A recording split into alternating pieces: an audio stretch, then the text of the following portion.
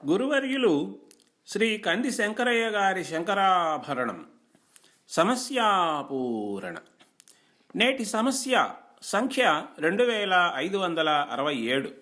సమస్య: తర్షము తీరలేదు గదా ద్రాక్షరసమ్మును త్రాగిజూచినన్. తర్షము తీరలేదు గద ద్రాక్షరసమ్మును త్రాగి చూచినన్. ద్రాక్షరసం త్రాగితే దప్పిక తీరదు కదా అని.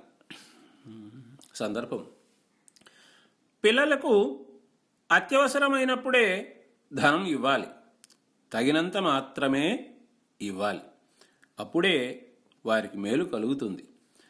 కన్నబిడ్డలపై విపరీతమైన ప్రేమానురాగాలతో ఈనాటి తల్లిదండ్రులు అవసరం లేకున్నా సరే పిల్లలకు అధిక మొత్తాలను అందిస్తున్నారు. అది పిల్లలకు అనర్థాన్ని కలిగిస్తుంది. దప్పికైతే ఓర్పుతో మంచినీరే త్రాగాలి. నేను ద్రాక్షరసం త్రాగి చూచినాను, నా దప్పిక తీరలేదు అని తెలియజెప్పే సందర్భం. హర్షముగూర్ప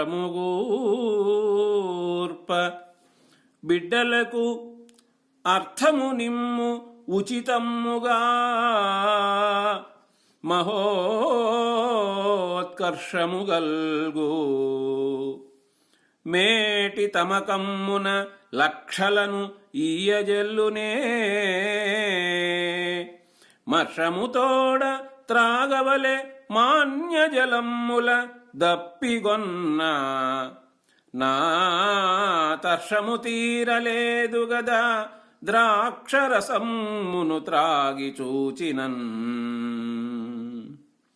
హర్షము గూర్ప బిడ్డలకు అర్థము నిమ్ముచితమ్ముగా మహోత్కర్షము గల్గు.